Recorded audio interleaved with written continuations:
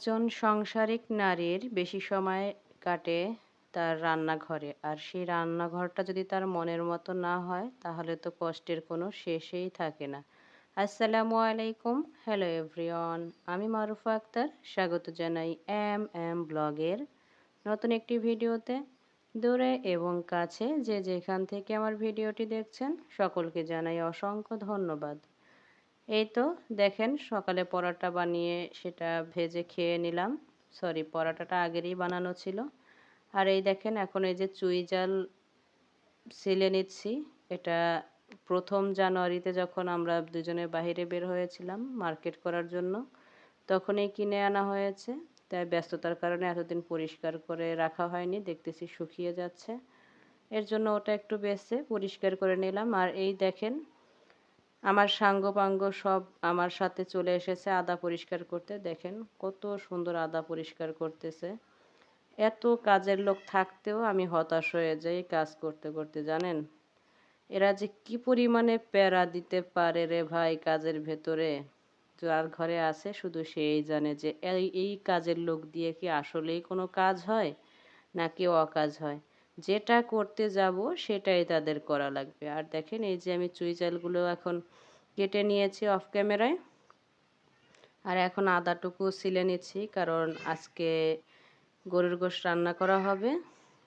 অথচ আমার ফ্রিজে একটুও আদা বাটা নেই। এর জন্যই মূলত তড়িঘড়ি করে বেছে নিচ্ছি। আর দেখেন আমার রান্নাঘরের অবস্থা। এত লোক কাজ করলে তো এতটা নোংরা হবে, তাই না? বলেন। দেখেন কাজ করতে করতে এক একজনের অবস্থা কি। যা করতে যাব তাই তাদের করতে হবে। আজকে আমি শেয়ার করব আমি আমার রান্নাঘরটা একটু উলটপালট করব। এই যে দেখতেছেন সিঙ্ক রেকটা, এটা সিঙ্কের পর রাখলে আমার অনেক কষ্ট হয় কাজ করতে। আর এখানে রাখলে কি হয় জানেন?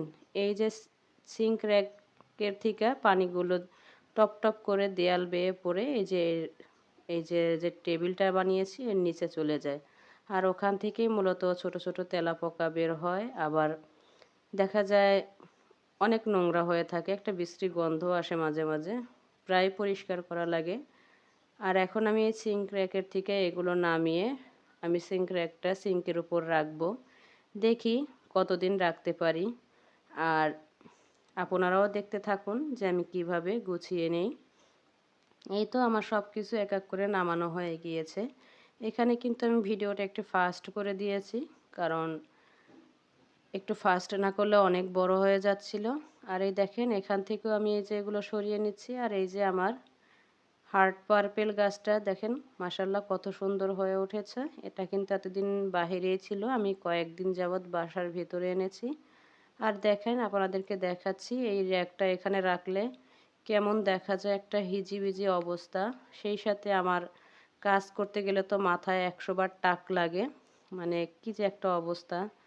রান্নাঘরটা যদি মেয়েদের মনের মতো না হয় তাহলে কিন্তু কাজ করে শান্তি নেই। যেহেতু ভাড়া বাসা, আমাদের মন মতো তো আর হবে না। আর এই র্যাকটা আমি এখানে রাখছি কি না সেটাও আপনাদেরকে এখন দেখাচ্ছি। অফ ক্যামেরায় আমি সব কিছু গুছিয়ে নিয়েছি। প্রায় ১.৫ থেকে ২ ঘন্টা সময় লেগেছে আমার চিন্তা ভাবনা করতে। আর এই দেখেন ফাইনালি আমি র্যাকটা রেখেছি এই যে, যেখানে আমার চুলা ছিল সেইখানেই মূলত রেখেছি। আর এইখানে রাখাতে আমার কি কি উপকার হয়েছে সেটাও আমি বলছি। এইখানে রাখাতে দেখেন র্যাকের নিচে অনেক জায়গা আছে, এখানে আমি ইচ্ছা করলে অনেক কিছু রাখতে পারবো। আর এই যে সিঙ্কের পাশে যে জায়গাটা পুরোটাই ফাঁকা লাগতেছে। আমার মনে হচ্ছে আমার রান্নাঘরটা এখন আগের থেকে অনেক বড় দেখাচ্ছে। আর এই দেখেন আমার চুলাটা এই যে যেখানে র্যাক ছিল সেখানেই নিয়ে এসেছি মূলত। এখন কিন্তু দেখতে মাশাআল্লাহ অনেক সুন্দর লাগতেছে। ইলেকট্রিক চুলা প্লাস গ্যাসের চুলা সব একসাথেই রাখা হয়েছে। একটু হাইটে একটু উঁচু আমার এই জায়গাটা। কোনো সমস্যা নেই, কয়েকদিন কাজ করতে করতে আবার আমার হাইটের সাথে এটা মানানসই হয়ে যাবে। তখন আর তেমন কষ্ট হবে না। আর এখন কিন্তু আর এখানেও কাজ করতে আমার কষ্ট হচ্ছে না। এই দেখেন এখানে অনেকটা জায়গা আছে, এখানে আমি কিন্তু কোটা কোটা করে রাখতে পারবো। তারপরে অনেক অনেক কিছুই রাখতে পারবো। আর এই যে গ্যাসের যে লাইনটা, এই লাইনটা কিন্তু আগে সামনের দিকে ছিল। তখন কিন্তু ওই যে আমার যে কাজের লোক দেখছেন না ২ জন, ওরা কিন্তু সারাক্ষণ এসে টানাটানি করে।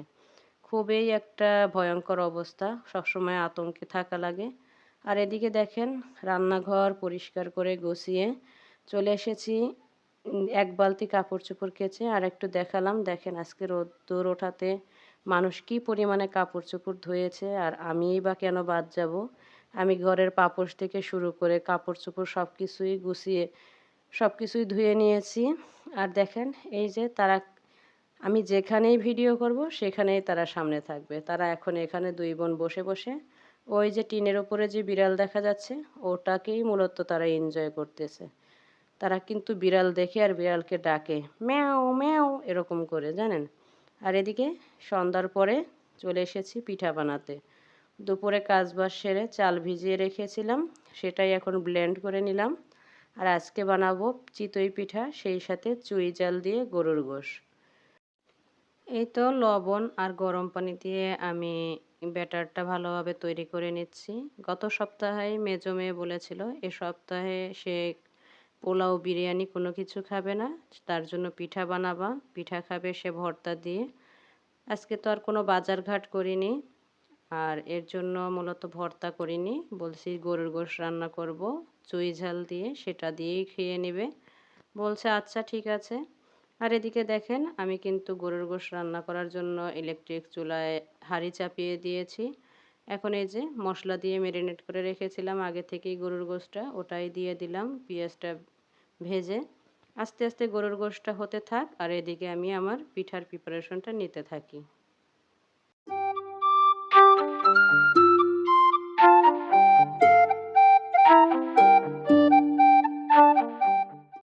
আর এই তো আমার গরুর গোশটা বসানো হয়ে গিয়েছে। এখন আমি এই যে একটু তেল দিয়ে চিতই পিঠার সাজ দুটো সুন্দর করে একটু মুছে নেব, যাতে চিতই পিঠাটা লেগে না যায়। কারণ প্রথম প্রথম পিঠা খোলায় দিলে পিঠাটা একটু লেগে ধরে।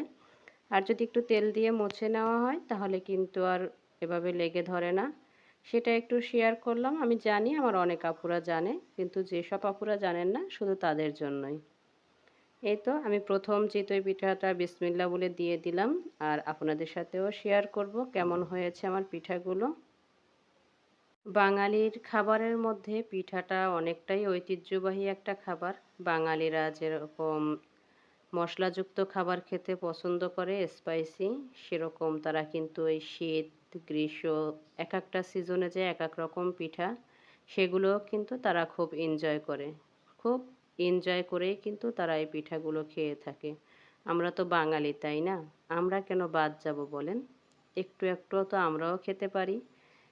আমরা খাচ্ছি আর আপনাদের সাথে শেয়ার করতেছি। যদি আপনাদেরকে খাওয়াতে পারতাম মনের ভেতর অনেকটা তৃপ্তি পেতাম। কারণ আমি দেখতেছি আমার আপুরা খুব সুন্দর সুন্দর পিঠা বানায়, সেই লোভটা আর আমি সামলাতে পারিনি। অনেকটাই দেরি হয়ে গিয়েছে, কারণ অনেকটা ব্যস্ততার ভিতরে ছিলাম কয়েকদিন, তারপর একটু রেস্ট নিয়েছি। আর এই দেখেন এক এক করে কিন্তু আমি পিঠাগুলো সব বানিয়ে নিচ্ছি। মাশাআল্লাহ আমার পিঠা কিন্তু ভালোই হচ্ছিল। আর সবটা তো আর শেয়ার করা সম্ভব না, এর জন্য একটু একটু শেয়ার করে নিচ্ছি। এই তো এক এক করে আমার সমস্ত পিঠাগুলোই বানানো হয়ে গিয়েছে, কিন্তু আমি একটা মূল্যবান জিনিস কিন্তু আপনাদের কাছে চাইনি এখন পর্যন্ত। এই যে দেখেন আমার গোশের ফাইনাল লুক, সেটা কিন্তু আর মানে গোশটা বসানোর পরে কিন্তু আপনাদের সাথে শেয়ার করা হয়নি। মেয়েরা যার যার মতো আগেই খেয়ে নিয়েছে, আপনাদের ভাইয়া এসেছে। আর এখন কিন্তু আমরা একই প্লেটে এই যে খাবারটা উঠিয়ে নিচ্ছি, সাথে যে চুই জাল নিয়েছি 2 টুকরো। এতটাই মজা হয়েছিল গোশটা, কিন্তু চুই ঝালটা এত ঝাল যে কান কপাটি সব ঝালে ধরে গিয়েছে। অলরেডি কিন্তু পিঠাগুলো একটু ঠান্ডা হয়ে গিয়েছে, যেহেতু শুধু আতপ চাল একটু শক্ত হয়ে গিয়েছে। আর গরম গরম কিন্তু আমি শুধু শুধু অনেকগুলোই পিঠা খেয়ে নিয়েছি, ভেজেছি আর খেয়েছি মেয়েদেরকে নিয়ে। সেটা তো আর আপনাদের সাথে শেয়ার করিনি। এই যে এখন আমরা 2 জন খাচ্ছি, সেটাই আপনাদের সাথে শেয়ার করছি। কেমন হয়েছে জানাবেন। সবাই ভালো থাকবেন। আসসালামু আলাইকুম ওয়া রাহমাতুল্লাহ।